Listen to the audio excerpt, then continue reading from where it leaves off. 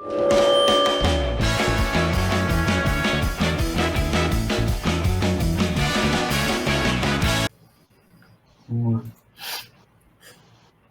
dia, tarde, noite, madrugada, pessoal. Selmo Cast, mais um episódio, graças a Deus.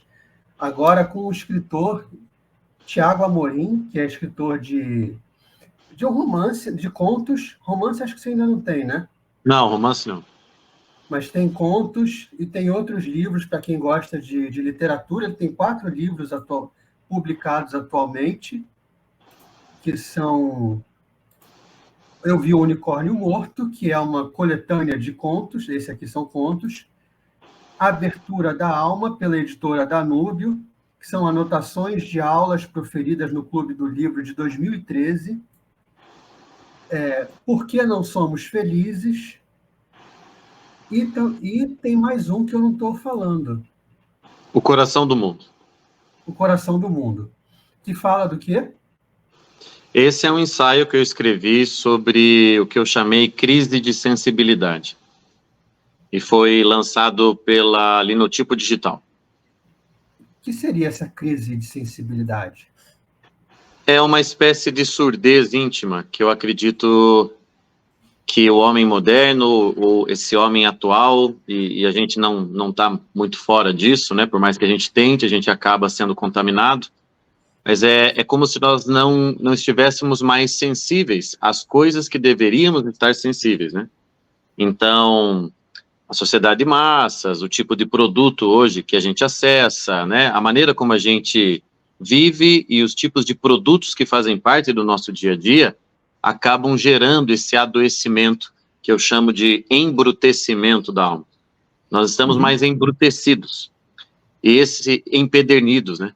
Esse embrutecimento da alma faz com que a gente perca um pouco, sim, da sensibilidade, aquele ouvido íntimo, né, o sentido íntimo que existe no homem e que o dirige e o faz parar diante das coisas boas, diante das coisas belas, das coisas verdadeiras. Então, se existe uma crise para mim hoje, e hoje que eu digo, de um tempo para cá, pelo menos 100 e poucos anos para cá, é essa crise que é uma crise anterior à crise da inteligência. Então, como eu digo lá nesse livro, nesse ensaio, é um ensaio, sei lá, 60 páginas, por aí.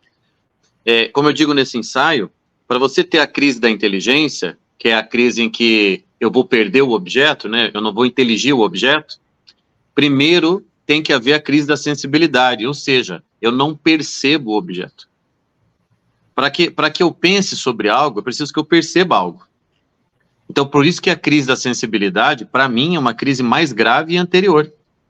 Nós podemos, né? Eu já fui professor, já dei aula em escola, faculdade, etc. Eu me lembro de colegas até mais velhos do que eu dizerem, pô, o pessoal está cada vez mais difícil da aula, né? Os alunos parece que estão mais burros, etc. E aquilo que a gente, às vezes, né, comenta assim, entre amigos, entre intelectuais, escritores, pessoas que vivem desse tipo de atividade, vamos dizer, atividade intelectual, tá mais difícil, né? O pessoal, tá difícil ensinar o básico, às vezes, ensinar o simples, e a gente chama, então, de crise da inteligência, né? O QI está diminuindo, pela primeira vez na história, as novas gerações estão com um QI mais baixo do que as gerações anteriores. Mas, para mim, isso tudo é produto e não causa. Para mim, isso faz parte, é uma das consequências da crise de sensibilidade, que é como, vamos traduzir de uma outra forma também, um pouco poética, mas é como se eu estivesse morto para as coisas verdadeiras. Né? Então, as coisas verdadeiras não me tocam. Eu não sou mais afetado pelas coisas verdadeiras. Eu sou afetado, na verdade, né? Ou seja, o que me chama atenção, o que desperta a minha vontade de prestar atenção em algo, são coisas que não são coisas vivificantes. Pelo contrário, são coisas que, na verdade, nutrem um certo tipo de vida, de meia-vida, um negócio meio zumbi, um negócio meio... que é o que eu acho que a maioria de nós hoje acaba vivendo. É uma vida mais ou menos, né? Uma vida... Quer dizer, você vai à missa e durante a missa você sente tédio. Sim. Entende? Você vai a uma... Você está lendo um livro de poemas e depois de um certo tempo ali, você se vê pensando na morte da bezerra. E você sai daquilo. Então, para mim não é simplesmente desatenção, né? Não é, me distrair. Para mim, esse é o grande drama do homem atual. O grande drama é como é que eu faço para me manter sensível às coisas que valem a pena, as coisas para as quais vale a pena eu me dirigir. Entendi. Então, esse é o tema. Quando você fala disso, você fala, por exemplo, da minha insensibilidade no cotidiano, quando eu vejo alguém acidentado, Também. eu não me importo, coisas desse gênero, quando eu não me importo com a dor do próximo, do meu vizinho. Sim, Quando também. uma tragédia é só uma notícia de jornal que eu mudo de canal. Porque, olha, se a gente fosse ser bem radical com esse tema, nós não conseguiríamos nem ouvir o número de mortos na guerra da Ucrânia ou na guerra em Israel, sem que a gente ficasse, de alguma forma,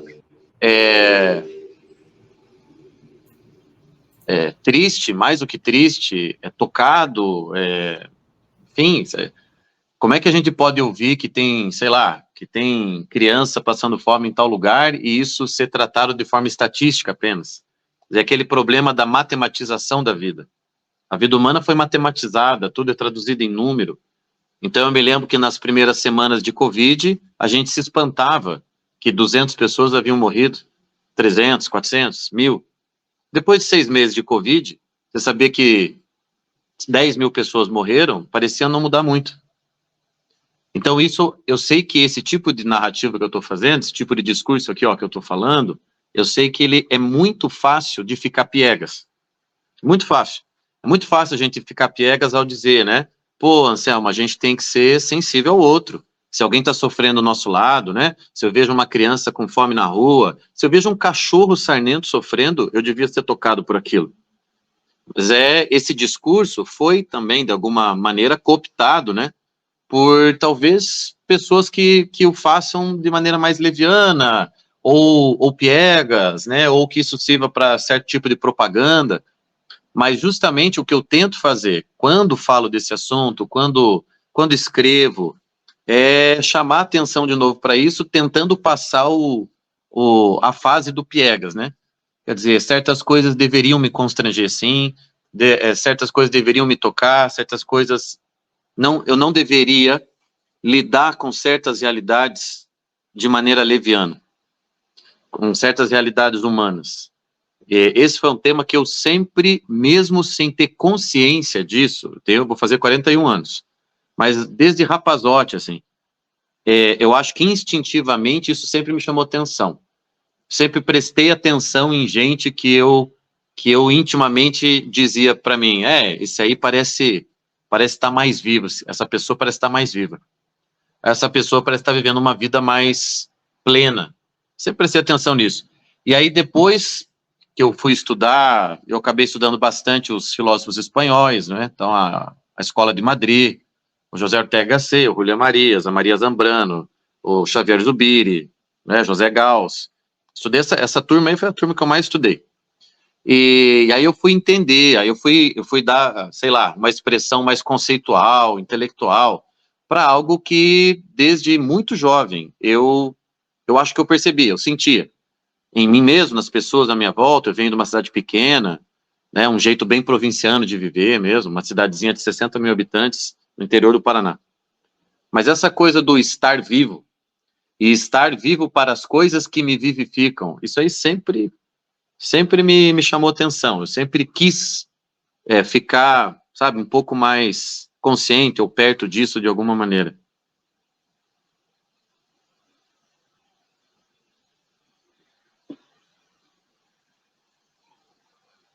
Eu não estou te ouvindo agora.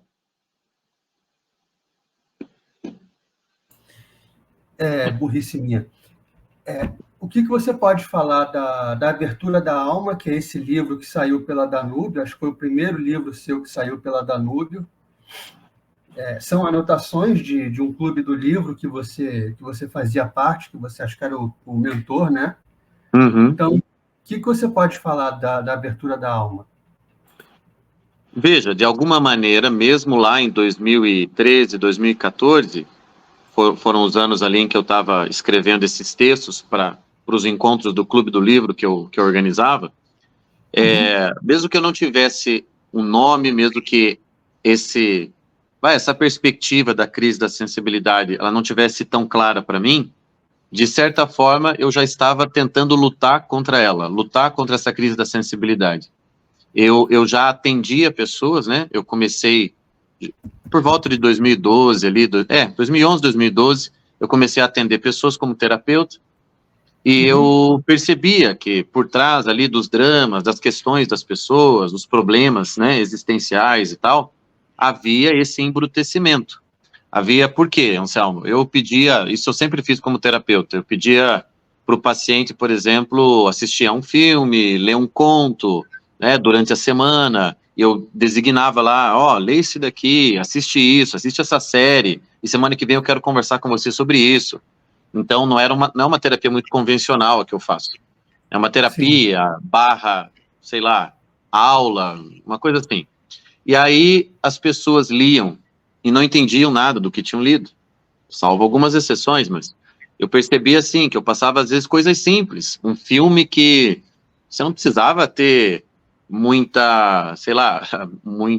instrumento cognitivo, não, uma coisa assim que qualquer ser humano compreenderia, porque foi feito por um humano para outro, quer dizer, é algo da vida, é algo que a gente teria que reconhecer.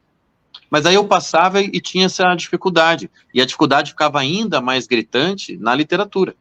Quer dizer, porque eu trabalhava com contos, né? Trabalhei sempre com muitos contos, porque o romance, simplesmente os meus pacientes não liam. Né? Dá um romance de 200, 300, 400 páginas. Não liam, Selma. De novo, salvo raras exceções, não liam. Então eu passava contos. Eu achava que era uma forma mais fácil de conduzir também a terapia, mas as interpretações que as pessoas faziam daquilo que elas liam eram sempre, sendo muito sincero, assim, toscas, muito pequenas, assim. E aí eu falei, caramba, isso aqui é um problema mesmo. E aí eu percebi, né, naquele tempo, não é um problema cognitivo.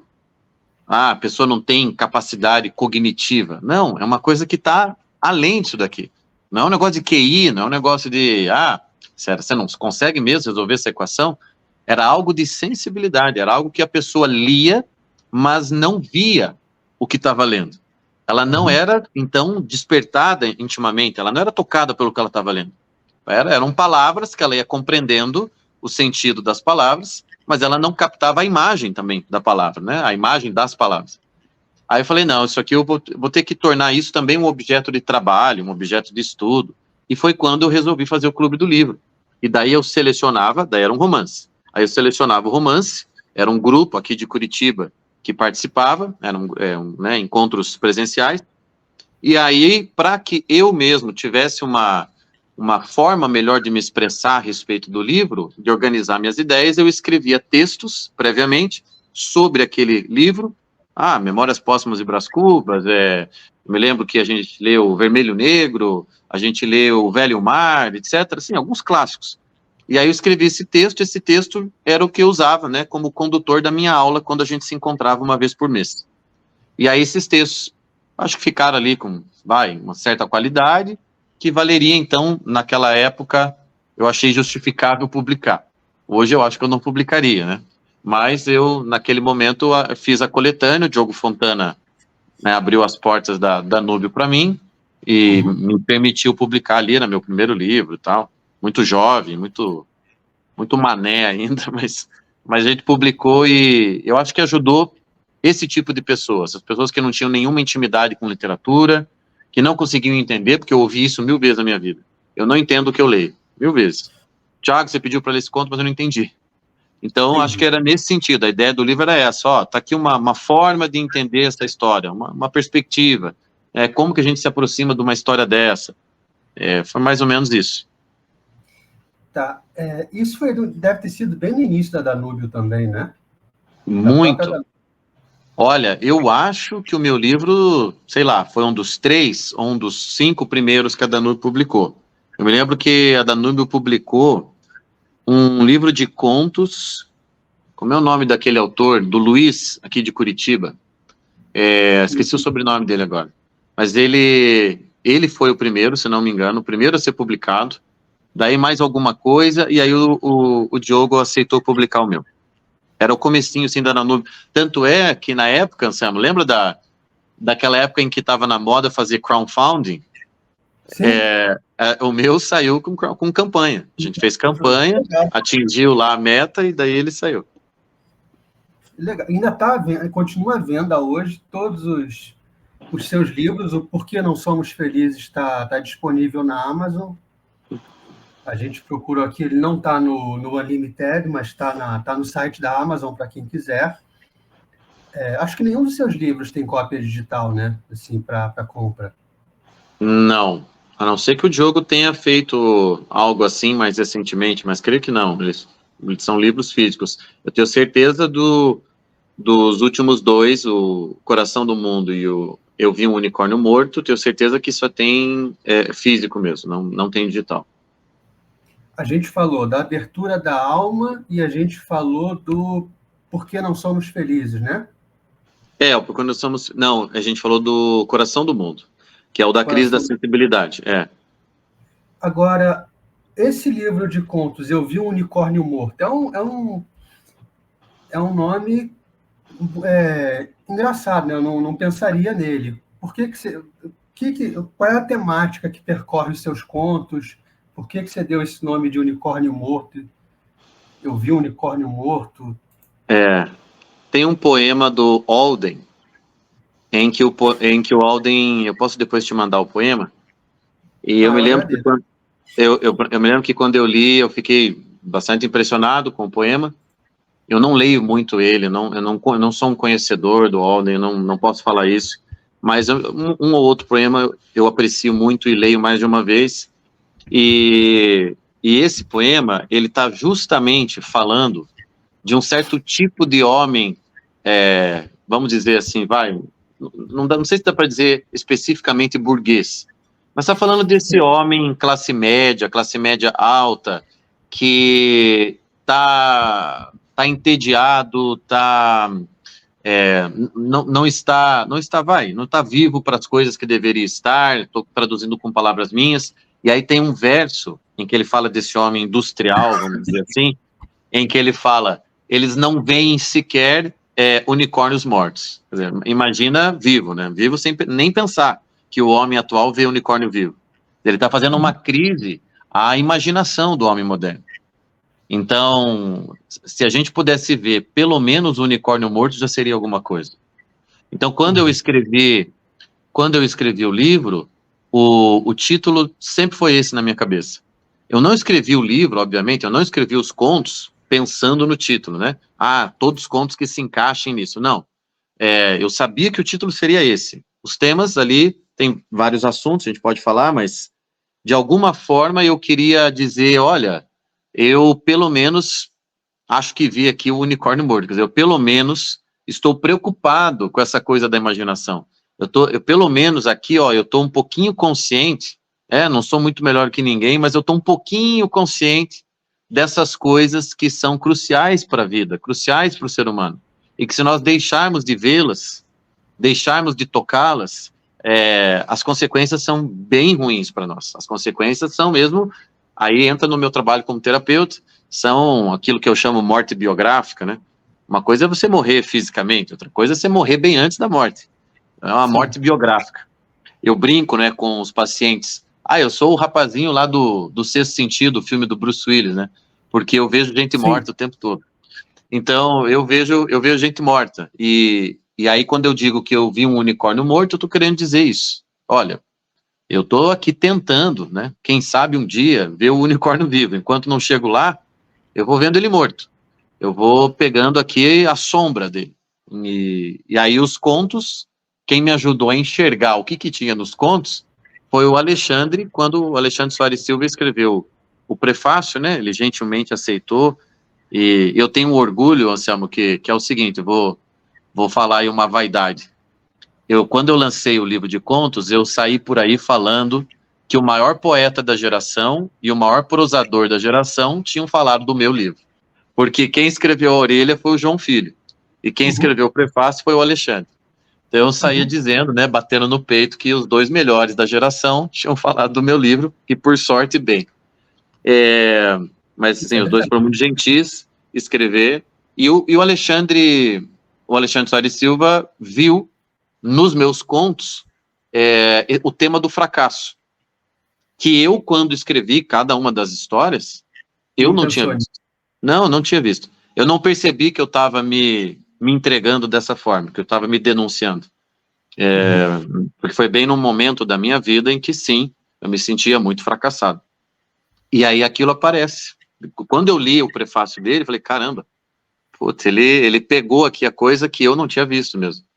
E então dá para dizer, de certa forma, que os meus personagens ali, dos diferentes contos, são 12 contos, que os personagens estão, de alguma maneira, lutando contra algum tipo de fracasso. Entendi. Então, isso você está falando de... É uma linha que perpassa por todos os seus contos. Acredito que sim. Eu sou levado a concordar com o Alexandre. Eu achei, quando eu estava escrevendo, eu achei que eu estava fazendo uma história muito diferente da outra, né? Tem história que se passa na ditadura, aqui em Curitiba. Tem história... Perdão. Tem uma história que é o Diário. É o primeiro conto. Eu acho que é o melhor conto, o primeiro conto, que é o Diário de uma Mulher, durante a pandemia. Tem uns contos mais fantásticos também. Tem um conto sobre uma mulher que tem um clitóris gigante. Então, eu achei que eu estava escrevendo coisas bem diferentes, mas no fundo, sim, o Alexandre tem razão. Eu acho que o elemento unificador é esse.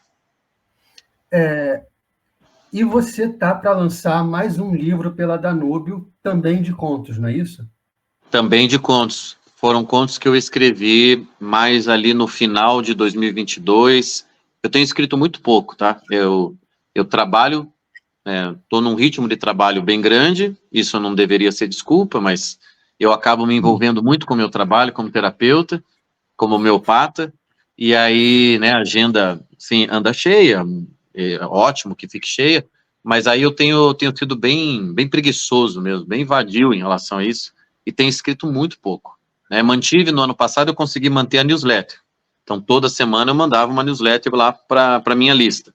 Mas escrever conto mesmo, e que eu tenho muito prazer em escrever, eu escrevi em 2022 e comecinho de 23.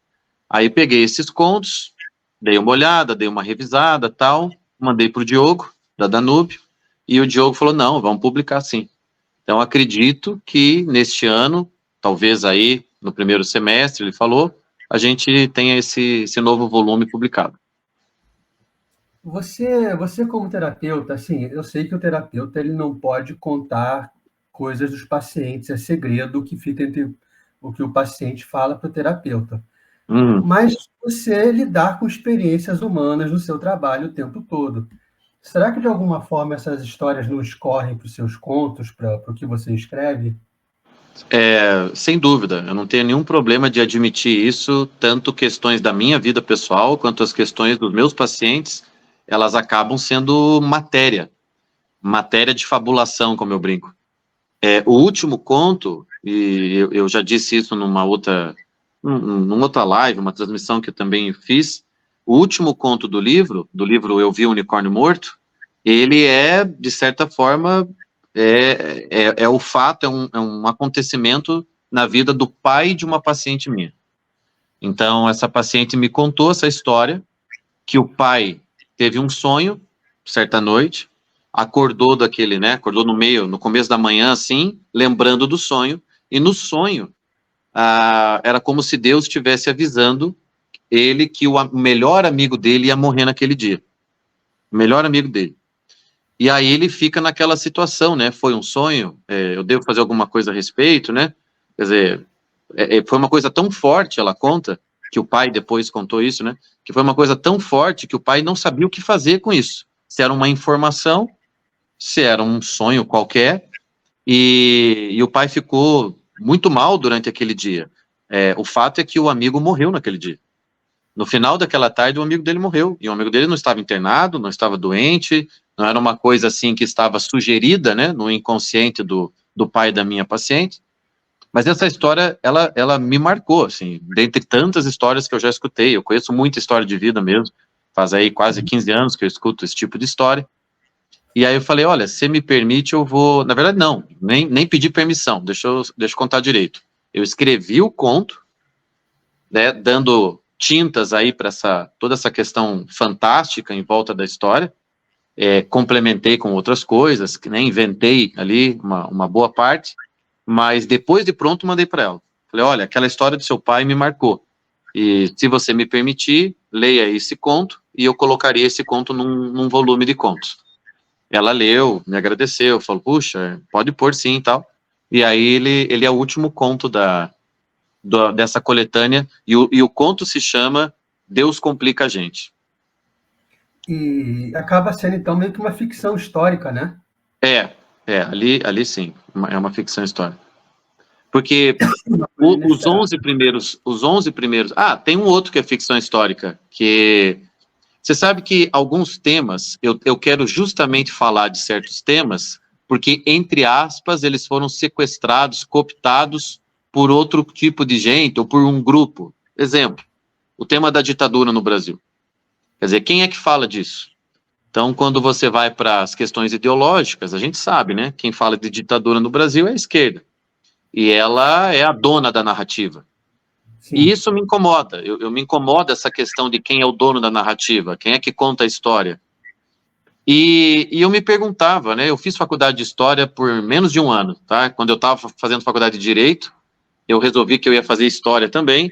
Entrei em História na Federal, fiquei lá um semestre e pouco, já bastou para mim. Falei, não quero isso aqui para minha vida. Mas algumas informações foram bem relevantes, importantes, que depois levei para minha vida adulta. Mas eu fiquei pensando, não dá para falar da ditadura de um outro jeito? Será que não dá para se aproximar desse episódio histórico, desse contexto, de uma outra maneira? A gente só vai ficar falando de ditadura nessa clave do perseguidos e perseguidores e tal. E aí eu fui pesquisar, eu gastei um tempo. Esse foi um trabalho que meio que de jornalista, assim, antes. Eu fiquei um tempo lendo sobre ditadura, mas não ditadura no Brasil. Eu queria saber o que aconteceu no Paraná. E o que aconteceu em Curitiba, porque a gente não tem sobre isso. Quando você vai para esses documentos, as bibliotecas virtuais, tal, sobre a ditadura, você vai ter lá São Paulo, Rio de Janeiro, né, algumas cidades aí mais importantes, politicamente. Mas em Curitiba, aconteceu alguma coisa ou não? E aí eu fui encontrando alguns materiais. E aquilo serviu para eu criar essa história, que então se passa nesse contexto histórico, em Curitiba, onde tínhamos... Sim, escritório, tínhamos ali sede do DOPS, tinha algumas coisas, mas eu não faço uma história sobre a ditadura, eu faço uma história sobre a incerteza a respeito da história.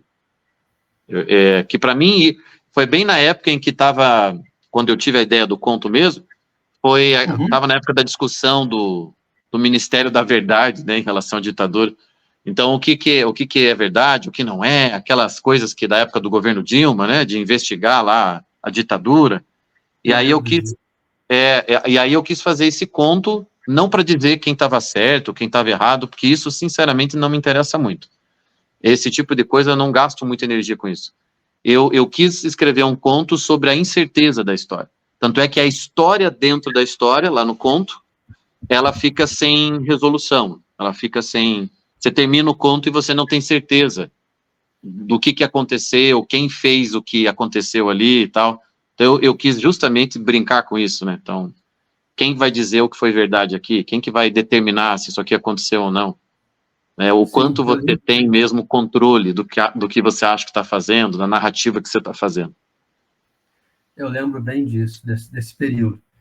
E agora, então, você tem esses novos contos vindo aí, escritos no final de 2002, e agora, de repente, não vai ser mais fracasso. Você já percebeu um padrão nos contos novos, alguma coisa assim? Eu acho que sim, Anselmo. O título provisório do volume é Verdades e Mentiras. O título provisório. E acredito que os meus personagens ali, as histórias, estejam em torno disso. O que é verdade em relação a algo, em relação a mim, em relação ao nosso relacionamento, entendeu? Então, eu estou de alguma forma, acho que eu estava prestando atenção nisso quando escrevi. Tanto é que também, nesse volume, tem um conto em que sonho e realidade se misturam, o personagem não sabe muito bem o que é uma coisa, o que é outra, então eu quis também trabalhar, né, de diferentes maneiras esse mesmo assunto da verdade, e do que seria viver na verdade, ou do que seria ser tomado pela mentira. Algumas histórias ali talvez sejam histórias de falsificação biográfica, né? Como é que você acaba fazendo algo completamente mentiroso da tua vida?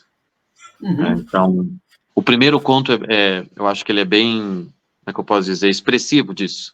O primeiro conto é um pai de família, ex-seminarista, que sai do seminário provavelmente porque aquilo, foi percebendo que talvez aquilo não era para ele, ou eu não dou detalhes, né, então também não sei dizer. Isso aí parece uma entrevista da Karen Blixen, em que o conto termina sem a gente saber se as pessoas se salvaram ou não, e muitos anos depois entrevistaram a Karen Blixen e perguntaram, as pessoas se salvaram ou não, no final das contas? Aí ela responde, não sei, né, o conto termina daquele jeito. Então, tem certas coisas que eu não sei sobre o personagem, mas eu sei que ele é um ex-seminarista e que ele está lá, o conto se passa na madrugada dele acordado, depois de ter cuidado das filhas, cuidado da mulher, a mulher estava depressiva, as filhas dão trabalho, ele está exaurido, ele está, sabe, o final de dia assim, ele está com o pano de prato aqui no ombro dele, sentado na frente da TV, de madrugada, sem conseguir dormir, e o nome desse conto é Semana Santa em Granada. E aí eu vou contar rapidamente só como é que o conto surgiu, porque eu tenho essa coisa do conto surgir e depois eu tenho que vencer a minha preguiça de escrevê-lo. Mas eu tenho muita facilidade com essa coisa, a imagem do conto vem. Eu estava assistindo um programa de viagens na TV, e aí uma hora o apresentador do programa está lá em Granada, justamente na Semana Santa. E eu nunca tinha visto imagens da Semana Santa em Granada. Eu não conhecia aquele rito, não conhecia aquelas comemorações, não conhecia naquilo. E eu lembro que eu fiquei assim uns 10 minutos na frente da TV, atônito com aquilo. Falei, meu Deus, eu achei tudo aquilo muito lindo, muito, muito forte. E aí a imagem que me pegou ali na história, na TV, foi a imagem daqueles homens todos vestidos, alguns, né, todos mascarados, assim, aquelas roupas tradicionais. Qualquer um que for para o YouTube, aí, para o Google, vai conseguir encontrar. E eles carregando andores. Então, tinham andores gigantescos. Um andor, assim, de Nossa Senhora das Dores. E aí, aqueles homens carregando ali, vestidos a caráter, carregando o andor. E aquela imagem me pegou. E na hora que eu vi aquilo, eu pensei num pai de família. E um pai de família carregando algo, né? Carregando qual é o andor de cada um, qual que é, mais ou menos nesse sentido. Então, eu acabo criando uma imagem como essa no final do conto. E esse conto foi publicado já. Esse conto ele está na revista Unamuno. Eu acho que foi o primeiro conto, um dos primeiros contos que a Unamuno publicou. Então, quem quiser ler, vai lá na revista Unamuno, coloca Semana Santa em Granada e eu acho que vai aparecer. Eu estou vendo aqui as imagens. É uma roupa, assim, que eu não tenho muita coragem de usar aqui em Copacabana, não. Acho que as pessoas não interpretariam de uma forma muito favorável. Porque é pesado. É justamente para mostrar o pesar da situação, né? Porque é a Semana Santa. Aquilo é pesado. Aquilo é para ser os tons das roupas, as tochas com, né, fogo, a cor púrpura, negra. É um negócio assim mesmo.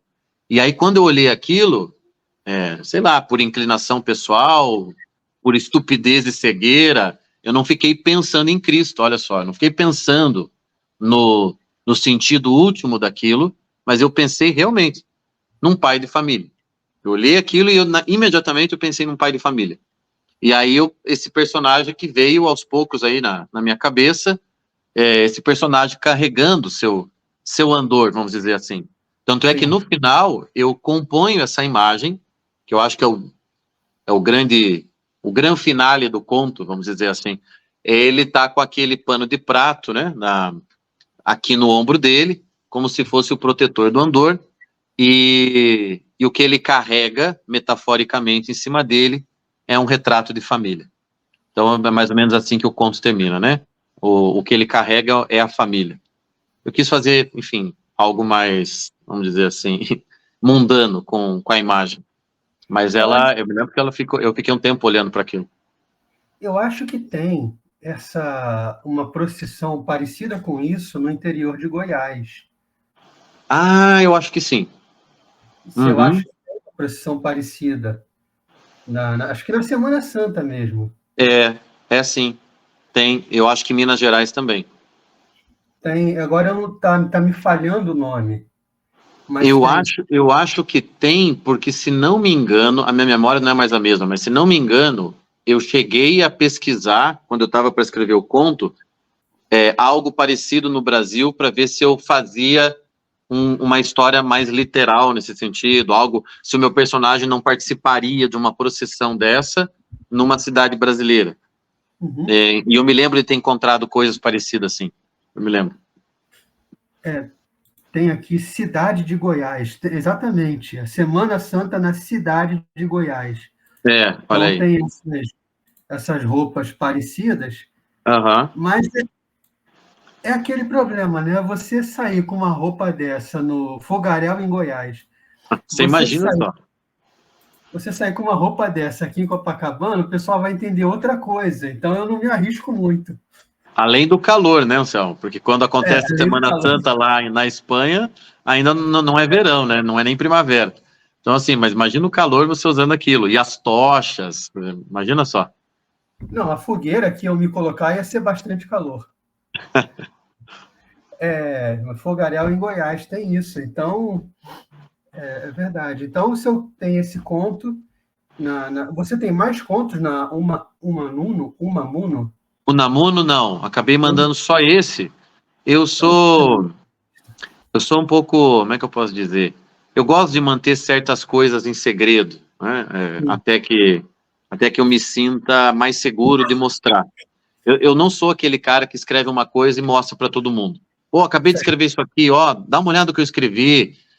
Eu quero ser criticado, mas eu demoro um pouquinho para me sentir, digamos, convencido de que aquilo pode ser lido e que, né, sei lá, vale a pena o meu amigo perder meia hora lendo, né, ou, sei lá, alguém lê aquilo. Porque muita coisa a gente joga fora. Eu já escrevi romance que eu joguei fora inteiro. Deletei do computador para não ter chance de querer recuperar. Pra você ter uma ideia, eu deletei. Tinha 200 páginas, eu deletei tudo. Então, eu acabo deixando muita coisa na gaveta. E então, o livro de contos, o único que eu realmente me senti ali seguro naquele momento de mostrar foi esse. Daí depois, sim, depois eu trabalhei mais nos outros contos, tanto é que mandei para o Diogo para ser publicado. Mas eu sou um cara bem orgulhoso, sabe, Anselmo? Eu acho que eu também faço isso com proteção, porque eu não gosto que diga que tá ruim. Eu não gosto. Isso aí, eu me ofendo, sim. Eu me ofendo, eu queria não me ofender, queria ser mais maduro, mas não sou. Então, eu espero que a idade traga essa maturidade, mas até agora ela não trouxe. Então, eu fico deixando para depois, porque, né, enfim, é claro que alguma coisa vai ser criticada, é claro que alguma coisa não vai soar boa, ou que está mal feita, ou está mal escrita, e aí eu não gosto. Dizem que a gente se sente humilhado naquilo que é importante para a gente. Então, sim. Eu acho que aquilo é importante para mim, por isso eu não quero ser humilhado naquilo. Se eu te falar agora, esse conto aqui seu é ruim, e você vai ficar remoendo isso pelo dia todo, nossa, o Anselmo falou que é ruim, você fica desse jeito? Não, pelo dia todo não. Na hora eu vou me sentir assim, ferido, eu não escondo, na hora eu vou me sentir ferido. Eu não vou ficar bravo com você, eu não vou, agora também não quero saber do Anselmo. Não, esse tipo de maturidade eu não terei. O que eu provavelmente vou fazer? Eu vou ficar com raiva depois, com raiva de mim. Não vou ficar com raiva de você, eu vou ficar com raiva de mim. E aí é muito provável que, por não querer ficar trabalhando em cima do conto, eu jogue fora. Provavelmente. Se a sua opinião é importante para mim, eu vou jogar fora. Foi o que eu fiz com o romance. O romance eu mostrei para uma pessoa, mas é uma pessoa que eu considero muito. E aí ela leu, ela falou, olha, isso aqui tá ruim. Mas, na mesma hora, eu deletei, entendeu? Não, fiquei com raiva e deletei. Entendi. Tem algum romance agora em produção? Não, tem ideia. Ideia tem. Tem uma ideia anotada. Eu comecei um ano atrás, não gostei, apaguei tudo. Mas tem uma ideia. Eu gosto um pouco dessas coisas trágicas, entende? Eu não sou um cara... Eu não consigo nem tirar prazer, eu confesso isso, porque eu sei que no nosso grupo lá, nosso grupo de WhatsApp, eu sei que eu sou minoria nisso que eu vou falar. Talvez eu seja até o único.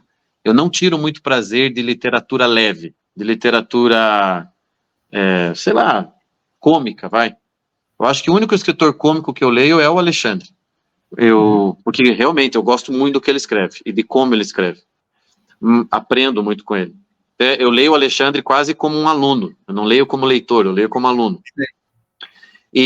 Mas eu não gosto muito dessa literatura, essa leitura, uma literatura leve, uma literatura, para o domingo à tarde, uma literatura, né, para viajar.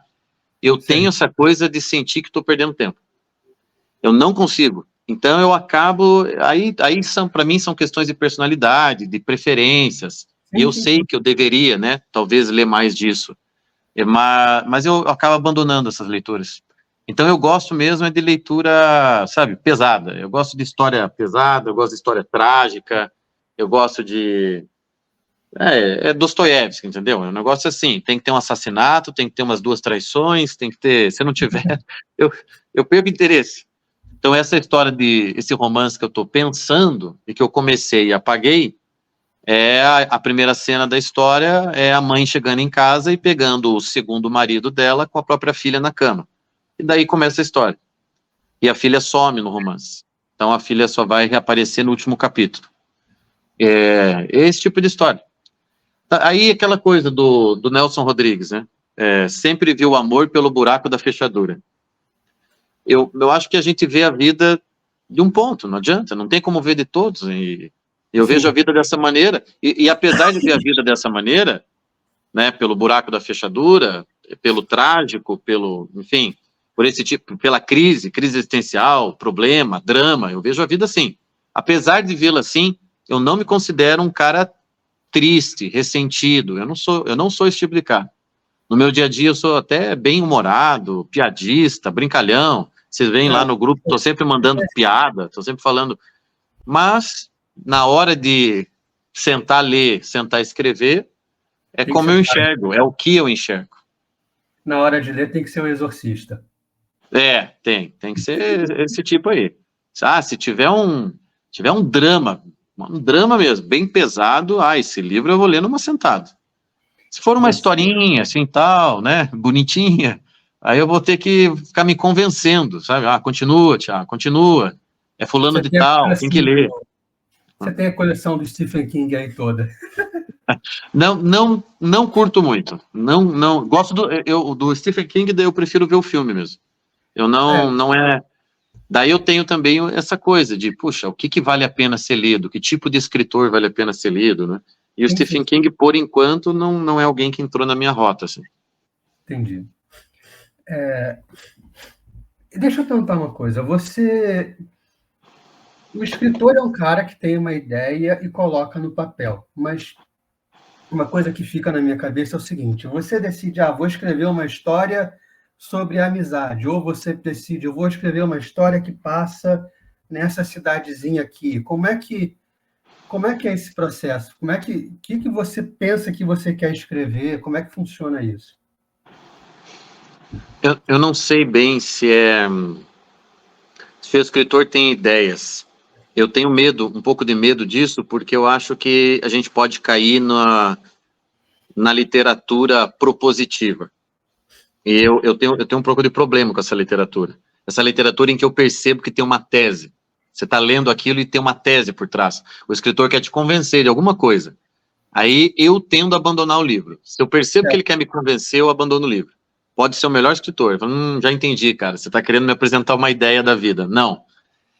O que eu tento fazer, Anselmo? E eu acho que os meus melhores contos são assim. E quando eu erro justamente porque eu não sou fiel a esse tipo de percepção. para mim, o escritor, ele é impelido a contar uma história. Na verdade, o que move o escritor são realidades.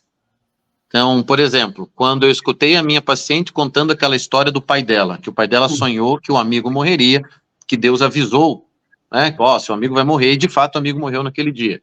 Para mim, aquilo, olha, não é uma ideia. Aquilo é uma história que não pode cair no esquecimento. Uma história. Então, na hora, eu me preocupo em contar a história. Por exemplo, no livro Eu Vi um Unicórnio Morto, tem um conto de inspiração biográfica, que foi o conto 1991, é o nome do conto. O que aconteceu em 91? Eu tinha 8 anos, né, porque eu nasci em 83. Eu tinha 8 anos e fui com o meu pai ao Banco do Brasil. Era uma manhã, e eu fui com ele, ele pediu para eu ir junto com ele, eu fui. E quando a gente chegou no Banco do Brasil, as pessoas estavam desesperadas. E eu lembro de olhar em volta, assim, na agência, foi uma imagem que marcou minha infância. Eu olhar em volta e ver pessoas chorando, pessoas indignadas, pessoas gritando com o funcionário do banco, e sem entender, né, o que estava acontecendo.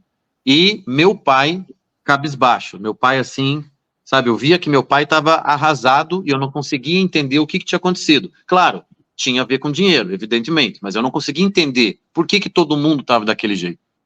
E aí, anos depois, é que eu fui entender que foi a Zélia e o Collor, o confisco da poupança, aquela coisa, aquela história toda.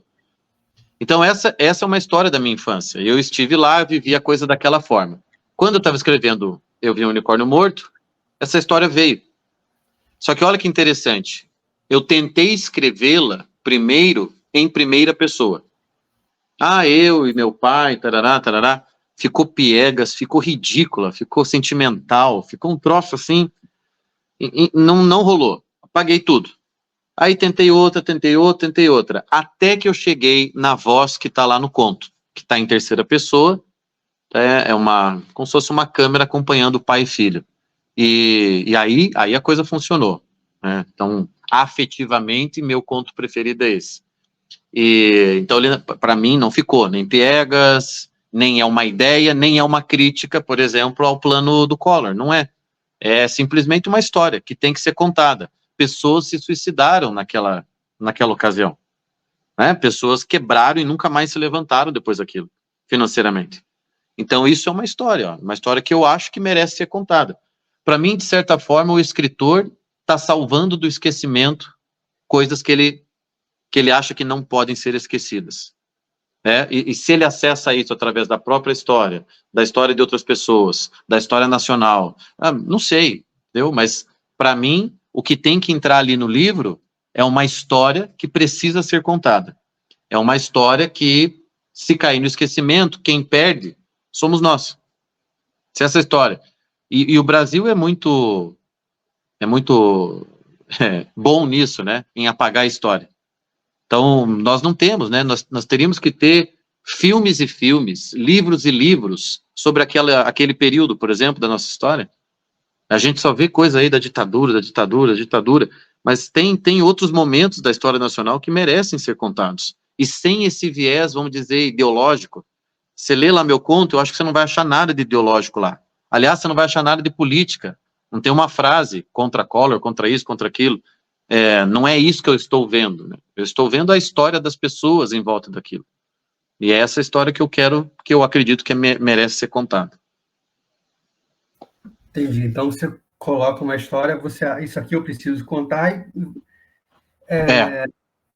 E aí, por exemplo, por que eu apaguei aquele romance que eu comecei e já apaguei? Porque eu não estou pronto para contar aquela história. A história já existe, entendeu? A maneira como ela está aqui dentro da minha cabeça, já tem a história toda na minha cabeça.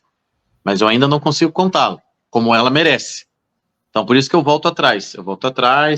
Deixo a coisa sedimentar mais um tempo, e daqui a um tempo eu vou lá, vou tentar de novo. Daí vamos ver se sai. Você falou que quando você abandona o livro, quando o autor está meio que tentando te convencer de alguma coisa. Sim. Mas toda a história, desde lá dos contos de fada, elas não têm sempre uma moral embutida, tem sempre uma liçãozinha, qualquer romance que a gente leia, conto, etc. Você já ouviu falar daquele crítico literário, o Leaves? O Leaves, um americano, ele fala que existem... Americano ou inglês? Puxa, agora esqueci. O Leaves fala que alguns livros são portadores do princípio vivente, ou vivificador. Então, ele até faz uma lista dele, que é a lista dos 6 maiores escritores de língua inglesa de todos os tempos. E o que faz ele criar essa lista, tá? Uma lista na qual está, evidentemente, Shakespeare, uma lista na qual está Jane Austen, uma lista que está, se não me falha a memória, Joseph Conrad. Ele tem lá os 6 do panteão dele, e o critério de seleção do Leaves para esses 6 é justamente isso. Os livros dessas pessoas me vivificam, ou seja, tornam a vida mais evidente, destacam a vida. Então, se um conto de fadas ou um livro quer me transmitir algo, não é bem uma ideia, não é bem uma tese.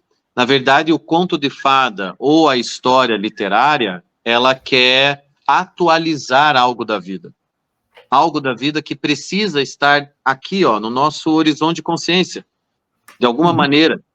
O que é o amor? Eu vou dizer para você o que é o amor. O amor é o que está no romance Os Noivos. E qualquer coisa que se pretenda como amor tem que estar um pouco perto daquilo, ou tem que estar em direção àquilo. Mas você vê que o Manzoni não escreveu uma tese do amor.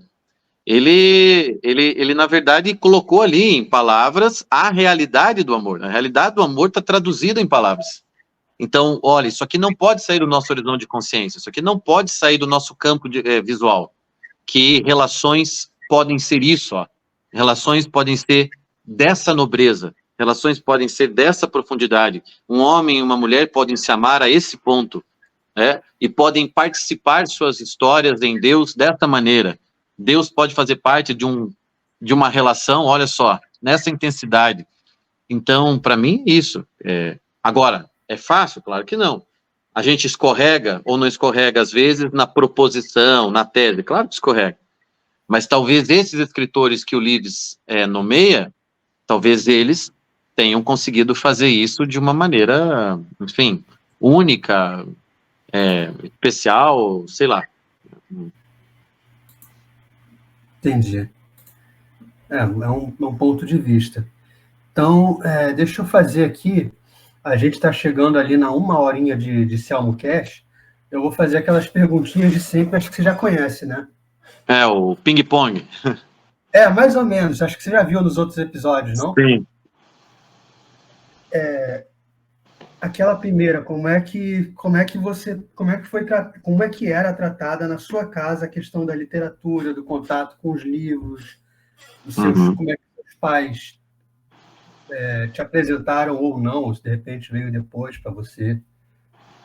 Ok, ela não era tratada. Na minha casa, eu nunca vi um livro entrar. Nós nunca tivemos uma estante com livros. Na minha casa, o que entrava eram discos do Bob Marley. Eram discos do Caetano, discos do Moraes Moreira, discos do Cazuza, Cássia Eller.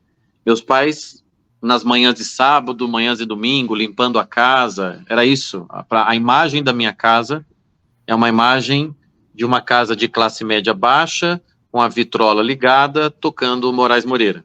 E cada um fazendo uma coisa ali na casa para aproveitar para limpar a casa. Não tinha livros, nenhum. Meu pai é um homem simples, industriário, que não terminou a escola, trabalhou a vida toda em fábrica, trabalhou em turno, tá? Então, numa semana, meu pai trabalhava da meia-noite às 6, na outra semana das 6 ao meio-dia, na outra semana da meio-dia às 6 da tarde, assim sucessivamente. E minha mãe, dona de casa, trabalhou num momento ou outro, mas a maior parte do tempo dona de casa. Pessoas boas, simples, sem qualquer pretensão intelectual, morando, né, numa cidade pequena, Telêmaco Borba, interior do Paraná. E eu me lembro do choque, vamos dizer assim, quando eu fiz 14 anos, e aí no Natal eu pedi para eles um livro de Drummond. E aí eles olharam para mim, me lembro da minha mãe olhando para mim, dizendo, você tem certeza? Eu falei, sim, é o que eu quero de Natal. E aí o meu presente de Natal foi uma antologia do Drummond. E eu acho que ali começou uma história minha com os livros, com a literatura. Aí você pergunta, então você lia? Você tinha... Não lia nada. Nada, zero. Eu li as coisas da escola obrigatórias. Eu li Poliana. Eu não lia nada. Mas eu não sei te explicar. Com 14 anos, dentro de mim veio isso. Leia. Então tem que ler, né? Pois é, parece que tem que ler. E aí eu fui lá e pedi meus pais, compra o livro desse cara aqui para mim, Drummond. E a partir dali, sim, daí eu li o Drummond. 14 para 15 anos, e aí depois li outra coisa, daí Cecília, acho que foram os 2 primeiros, Drummond e Cecília, e aí depois foi lendo, né, pouco a pouco, mas durante a faculdade li muita coisa, aquelas porcarias que a gente lê na faculdade, e aí mais no final da faculdade, 22 anos mais ou menos, aí eu comecei a ler umas coisas melhores, aí eu descobri o Olavo de Carvalho, bom, daí é uma história à parte. Tá, mas o Drummond veio assim do nada na sua cabeça? Você viu em algum lugar, conheceu alguém que lia, tipo, brotou Drummond? Na escola, na apostila de português, tinha o trecho de um poema dele. Uhum. Claro, todo mundo conhecia E Agora José, mas era o Máquina do Mundo, tinha um trecho do Máquina do Mundo na apostila. E eu li aquilo, eu falei, mas isso aqui é muito bom. Eu me lembro de pensar uma coisa assim, isso aqui é muito bom. E fiquei com ele na cabeça. E eu gostava do nome, Drummond. Eu me apego à sonoridade também. Eu falei, puta, que nome bonito, né? Carlos Drummond de Andrade. Eu falei, vai ver, é esse que eu tenho que ler. Foi por isso que eu pedi. Não era nada de especial, foi só uma coisa assim mesmo, de ter na apostila, gostar da sonoridade do nome e achar que aquilo era legal. E aí, depois de ler Drummond, eu lembro que eu fui na biblioteca da escola, uma escola particular, eu fui na biblioteca da escola e achei um livrinho dessa finura só de poemas eróticos do Drummond. Porque eu gostei do cara, falei, pô, esse cara é bom mesmo. Eu não entendia nada, né, dos poemas dele. Mas alguma coisa dentro de mim me dizia, esse cara é bom, tá vendo? Esse cara é bom. Cada poema que eu lia, eu pensava isso, esse cara é bom. Aí eu fui na biblioteca da escola, 15 anos, mais ou menos, e falei, o que mais tem do Drummond aí? E a moça da biblioteca, provavelmente nunca tinha lido, me deu a lista de tudo que tinha do Drummond. Aí eu fui na estante, achei Drummond, peguei os que tinha lá, e tinha esse só de poemas eróticos, que ele tinha feito para a amante dele, né? Tem uma história aí do Drummond que a amante dele chegou no dia do velório, né? Se apresentou para todo mundo, que era amante, e ele escreveu um poema só para ela. Então, é um poema inteiro sobre a bunda, um poema inteiro sobre as tetas, um poema inteiro... E eu me lembro de estar lendo isso em casa, assim, ó, e ninguém nem se preocupar, porque, entendeu? Minha mãe e meu pai não prestavam atenção nisso. E a moça da biblioteca também não prestava. Então, esse foi um episódio aí da minha adolescência, eu com os poemas eróticos de Drummond. Eu nunca tinha ouvido falar disso dele. E que ele fez em segredo, tá? Foram poemas que ele escreveu em segredo, porque era essa amante dele, e esses são sobre a amante dele. Mas assim, se está na biblioteca da escola, acho que não é tanto segredo assim. Não, para você ver também, né, o critério de seleção da escola. Então a escola deixava, né, Drummond, botava lá, né, mas nem para abrir o livro.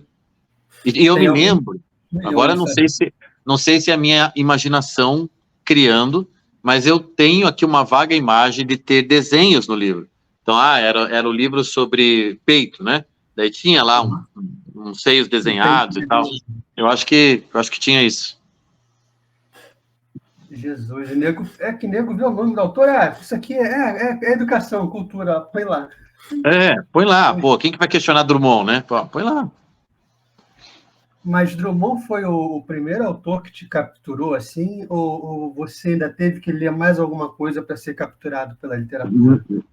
Não posso dizer que o Drummond me capturou. Eu acho que foi assim, o que calhou ali de eu ler, mas eu lia sem entender. O que um cara de 14, 15 anos vai entender da Máquina do Mundo, né? Não entendo nada. Mas eu achava aquilo tudo muito sonoro, sabe? Uma coisa ou outra eu acho que eu pegava, tal. Mas eu, na verdade, assim, o que me cativou mesmo foi mais prosa. Quando eu fui mais para os contos, para as crônicas, aí sim, aí Aí algumas coisas me pegaram e desde sempre, e há muitos anos, eu vou nutrindo essas coisas. Né? Eu acho que eu sou um dos únicos também do nosso grupo que gosta da Clarice, né? Quer dizer, não é nem gostar, não é que eu gosto da Clarice Lispector. Eu tenho uma admiração profunda por ela. Profunda, profunda. Então, Clarice foi uma das coisas que eu li e que vim lendo ao longo dos anos, e cada vez que leio eu gosto mais, tem mais isso. Ah, quando ficar adulto você não vai gostar tanto. Ah, comigo foi o contrário. Quanto mais eu leio da mulher, mais eu gosto. Então ela foi um amor de juventude que se manteve. Machado, as crônicas, pelo menos lá no início, né, meus 20 e poucos ali, eu era mais das crônicas do que dos contos e romances. Eu gostava demais das crônicas dele.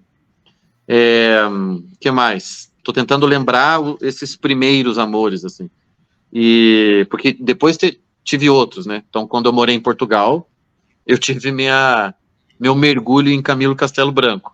E eu só queria ler Camilo Castelo Branco. E eu me lembro de comprar a Camiliana, ter todos os contos, todos os textos e tal, e até tentar imitar um pouco o estilo dele. Apesar de eu sempre achei, né, que o nosso português brasileiro é muito melhor que o português de Portugal. Eu acho mais sonoro, eu acho mais bonito, eu acho, quando bem escrito, né, você pega lá o próprio Machado, você pega Clarice, sei lá, e outros tantos prosadores nossos, eu acho superior, sempre não tenho problema de dizer isso abertamente. Mas eu tive essa minha fase lusitana, daí fiquei lendo lá o Camilo e me apaixonei também pela obra dele. Mas acho que de juventude eu ficaria mesmo com Machado e Clarice. Machado, ele foi poeta também, mas eu não cheguei não cheguei a ver os poemas dele. Não sei se como poeta ele era tão bom. Lembra de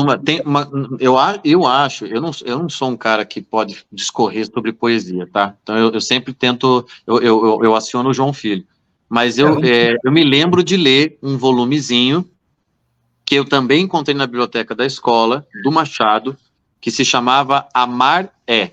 Amar é. Olha que título lindo, Amar é. E aí tinham poemas do Machado. Só que, olha, não lembro de nada, nada ficou. Eu acho que também não devo ter achado grande coisa quando li. Talvez tivesse que revisitar agora, mas eram poemas do Machado. Você é pai, você tem filhos? Eu tenho 2 filhos, 2 meninos. O mais velho tem 13 anos, o Bernardo, e o mais novo é o João Pedro, tem 11 anos. E eles têm contato com a leitura? Você incentiva? Você faz uma mediação, uma filtragem? Eu sou um pai, melhor dizendo, eu sou um pai bem relapso, nesse sentido, bem relapso. Os meus filhos cresceram com livros em volta deles, tanto é que tem uma cena que é cômica, assim, da família, é uma graça da família, porque o Bernardo, mais velho, quando tinha 2 anos e meio, entrou na escolinha. E no primeiro dia de aula, a professora fez um tour pela escola, né? Aquela que o professor de jardim da infância faz. Vamos conhecer a escola. Então, eles foram andando de mãozinha dada pela escola, uma grande escola, uma escola de freiras aqui de Curitiba, uma escola na qual eu trabalhei, inclusive.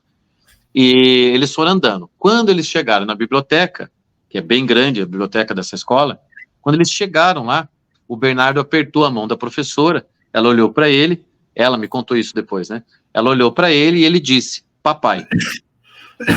Então, ele fez, com 2 anos e meio, ele fez uma correlação ali, né? Então, ele olhou aquele monte de livro em prateleiras, olhou para o professor e falou, papai. Então, eu acho que eu conduzo a coisa de uma forma muito, muito solta, né? Eu não fico dando o livro na mão deles, eu não fico dizendo, você tem que ler isso aqui. Na minha casa tem, aqui atrás de mim tem livro, em todas as estantes da casa tem livro, de qualquer armário, se você abrir uma gaveta aqui vai ter livro, tem pela casa toda. Para eles eu até compro, tá? Comprei Nárnia, comprei alguns poemas infantis, comprei, e vou dando na mão deles. Mas eles ainda não despertaram muito para isso, não. E eu não cobro também, não cobro. Eu prefiro que isso aconteça de alguma maneira natural, se possível, mas o meu papel de disponibilizar, falar, olha, isso aqui é bom, olha, Júlio Verne seria legal se você lesse. É o máximo que eu faço. Você acredita naquela tese de que o exemplo arrasta? Acredito e também tenho preguiça do contrário. Então eu tenho que acreditar que o exemplo arrasta, porque sentar com os meus filhos para fazer com que eles leiam, tal, pô, eu morro de preguiça, não faço, não vou fazer. Eu sei que não. O pessoal fala do homeschooling. Me dá mil medos, homeschooling. Eu ia ter que sentar, ficar explicando coisa para eles, não tenho paciência. As poucas vezes que eu sentei com eles para algo de escola, eu terminei dando uns gritos porque eu não tenho paciência. Então, eles já sabem disso. Eu sou o pai que só exige uma coisa. No final do ano, passa de ano. Não me enche o saco o resto, porque essa escola é cara, não quero saber. Então, eles sabem que eles têm que passar de ano. Eles não prestam nem contas das notas deles. Pai, tirei isso, tirei... Não, eu não quero saber. Eu quero que no final do ano passe. Então, eu sou bem mão solta mesmo. E sei que falho, sei. Mas a preguiça ainda é maior. Entendi. Então, e você acha que a gente está numa geração que as pessoas leem pouco, leem menos livros do que deveriam? Você concorda? Veja só. Eu acho que a tua pergunta tem duas perguntas. Se você só perguntar para mim, as pessoas leem pouco, eu vou dizer não. Nós nunca vivemos uma sociedade que lê tanto como a nossa. A pergunta deveria ser, então, as pessoas leem poucos livros? Sim, elas leem poucos livros. Sim. Mas a nossa sociedade é a sociedade da leitura. As pessoas estão o dia inteiro lendo.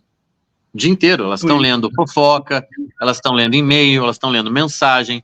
Pô, tem cara aí do meio acadêmico propondo tese sobre a literatura das redes sociais, sobre o que é produzido nas redes sociais. Será que eu não consigo fazer um livro dos posts do fulano, do Beltrano? Será que não dá para pegar esses pequenos textos, juntar tudo e publicar? Mas a rede social não é uma publicação? Então essa conversa tá aí, né? Tá rodando. Então eu acho que as pessoas leem muito, sim. Elas assistem muito vídeo, sim, mas elas também leem. O problema é o que elas leem. Esse é o drama, né? Elas não leem livros, elas não pegam mais o livro físico ali, né? E quando pegam, elas vão pegar um Sidney, como é o nome do sujeito lá? Sidney Sheldon? Sidney Sheldon, elas vão, é isso aí, no máximo, né? Se ela pegar uma Agatha Christie, a gente fica feliz, entendeu? Uhum. Eu adoro Agatha Christie, por sinal. Ficaria feliz se todo mundo estivesse lendo Agatha Christie. Mas eu acho que o problema é esse, é o que ler. De fato, a gente nunca teve uma sociedade tão escolarizada, tão alfabetizada. A gente tem que ver as coisas também de outro prisma. Tá? As pessoas alfabetizadas, elas foram. Então, ler, elas estão lendo. Alguma coisa elas estão lendo. Mas elas não estão lendo o que a gente gostaria que elas lessem, evidentemente. Entendi. Então, mas aí você acha que para mudar esse cenário seria como você faz com seus filhos, pelo exemplo, ou você propõe uma outra abordagem para trazer o livro para as pessoas? Como é que você vê isso? De forma, vamos dizer, mais política, eu sou da tese do Olavo de Carvalho, né? Fecha o Ministério da Educação. Fecha. Primeira coisa, fecha o Ministério. E aí o resto, você deixa a coisa fluir um pouco naturalmente. Por que eu digo um pouco naturalmente? Porque para que essas coisas fluam na minha cidade, na tua, no bairro, na escolinha, né? Para que tenha um clube de leitura na escolinha e que eles possam ler o que eles quiserem, você tem que ter uma classe pensante. Você tem que ter. Ortega y Gasset dizia, todas as sociedades são aristocráticas. Todas. Não existe sociedade não aristocrática. Então, nós precisamos de uma aristocracia intelectual, né? Precisamos de uma aristocracia artística. E é essa aristocracia que, por dever, por definição, deveria transmitir isso. Deveria transmitir o amor a isso, o amor àquilo, o amor às letras, as obras da cultura, o fogo da tradição, whatever, né? Como a gente quiser chamar. Então, se fechar o Ministério da Educação hoje, não sei se vai surtir o bom efeito que poderia se a gente tivesse uma classe pensante um pouco mais educada, maior e próxima das pessoas. Porque daí tem um outro problema no Brasil. O que tem de classe pensante está distante das pessoas. Está distante do povo, né? tem a menor ideia do que o povo quer, não sabe, não conhece o povo, não consegue conversar com o povo, faz coisas muito caricatas, né? Quando a classe pensante se põe a fazer filme, você veja, o pessoal quando fez Tropa de Elite achou que ia arrasar, né? Achou que as pessoas iam ter ódio da polícia. As pessoas, as pessoas simplesmente aplaudiam o Capitão Nascimento no cinema. Sim. Então, esse é o tamanho do abismo entre a classe intelectual e o povo. É um abismo, na verdade. Aí fica complicado fechar o Ministério da Educação. Então, para fechar o Ministério, você tem que pelo menos ter uma classe capaz de dialogar naturalmente, de forma fluida, com os outros estratos da sociedade. Entendi. Você acha que não existe uma barreira? Eu já botei minha posição aqui sobre isso muitas vezes, mas você não vê uma barreira econômica à leitura, né? Não, nenhuma. A minha posição eu não tenho a menor paciência para isso. Menor. Eu leio livros desde a época em que eu não tinha dinheiro para ler livro. Eu me lembro, Anselmo, em momentos bem difíceis da minha vida, tá? Como estudante, de eu ir no sebo, vender lá 10 livros, 20 livros para ir ao mercado.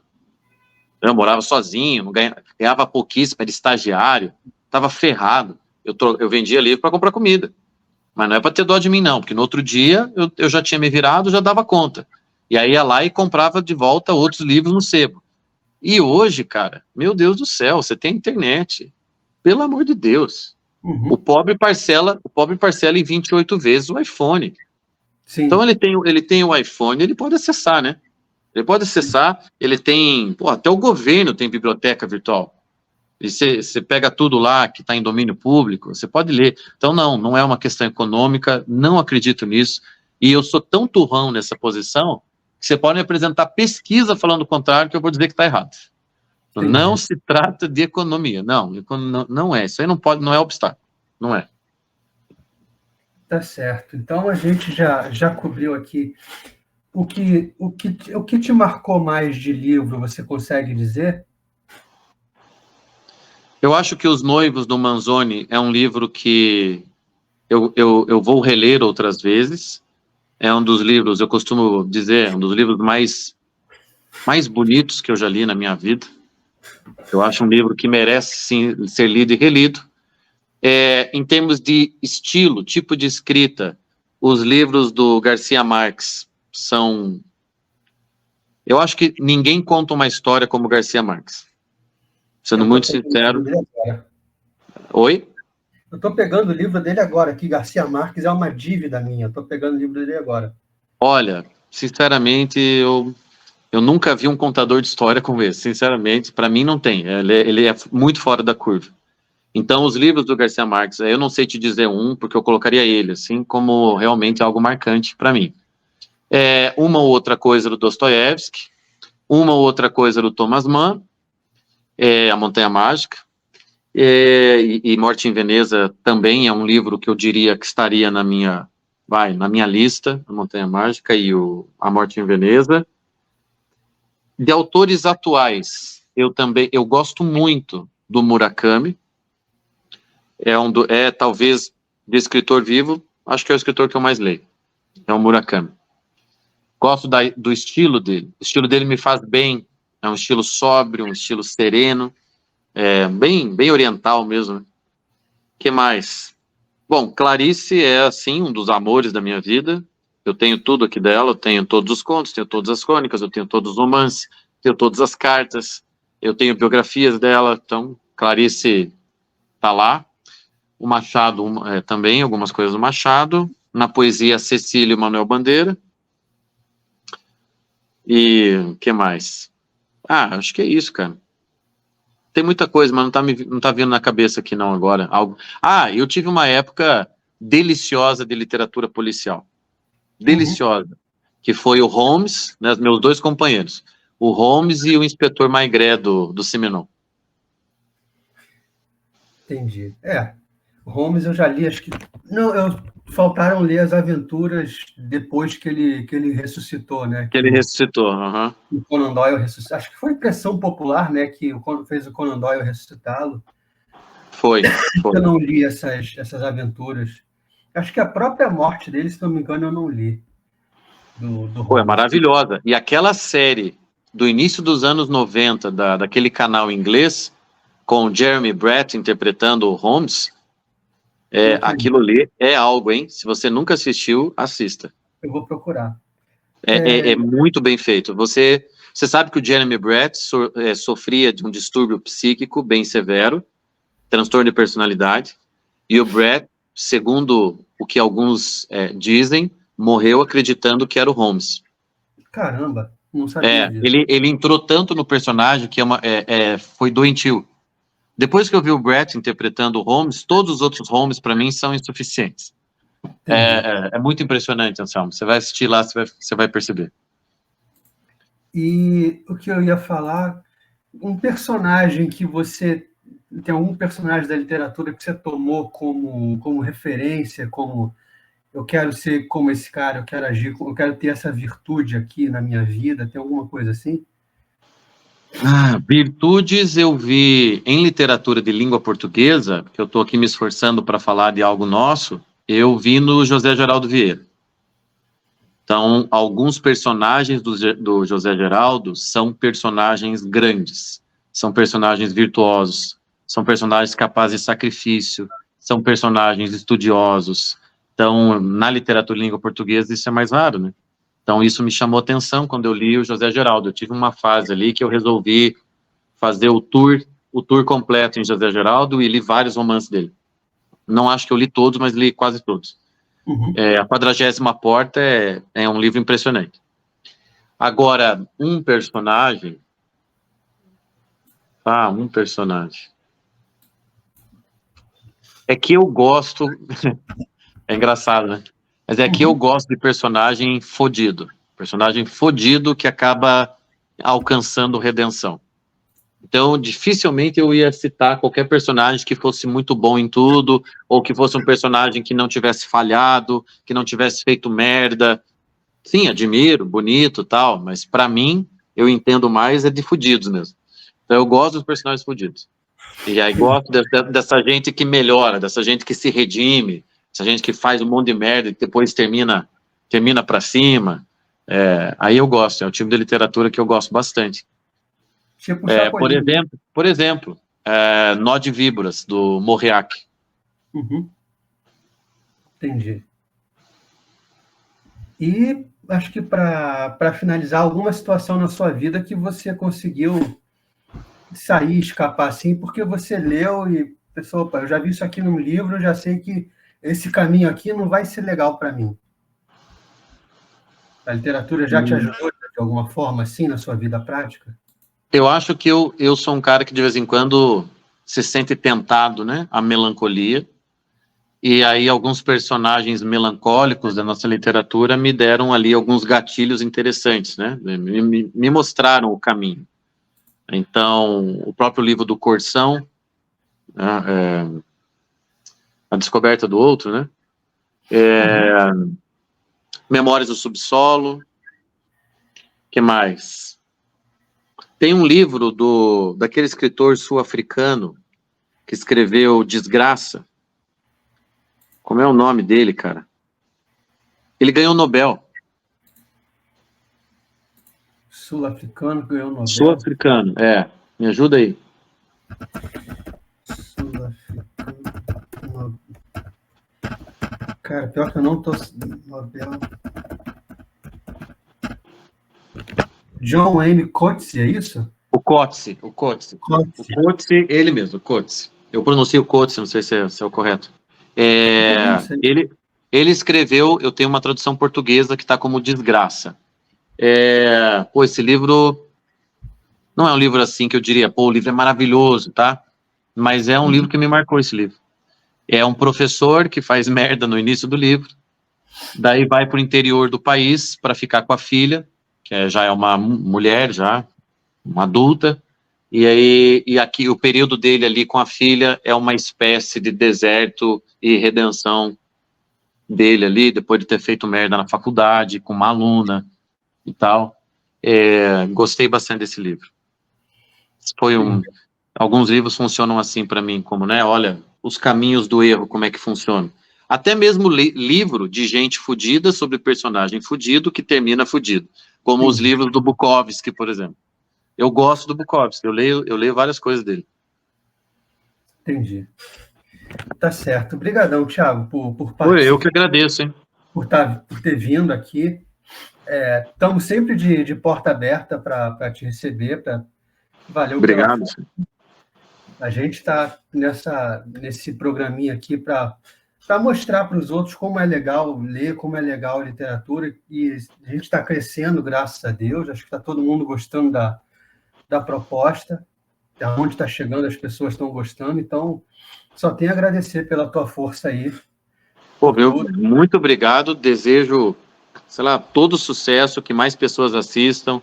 Eu sei que você tem chamado gente muito boa para falar aí, para entrevistar, e né, o que eu puder ajudar, eu vou divulgar o teu canal também, passar para os meus pacientes, para os meus alunos, né, eu tenho vários cursos e tal, mas porque alguém tem que fazer mesmo, esse é o tipo de coisa que eu acho que a gente tem que fazer mais, né, o Brasil é carente desse tipo de conversa, de diálogo. Sim, isso aí faz um bem enorme para a gente. Faz. Até para sair da política do dia a dia. Exato, eu não tenho paciência, exato. Eu quero uma conversa que não faça a diferença quem é o presidente do momento. Isso, perfeito. Então, brigadão por aparecer, obrigado por tudo. Tamo junto, a hora que você quiser voltar, estamos aí. Quando você lançar o teu livro, a gente vai falar dele aqui, o novo. Combinado. Beleza? Obrigadão aí. Tem previsão? Olha, lá no grupo, esses dias eu provoquei o Diogo falou o primeiro semestre, então vamos lá, até final de junho pode sair. Tá certo, até final de junho, então você deve voltar aqui. Obrigadão, cara. Combinado. Um abraço, Anselmo. Um abração, tchau.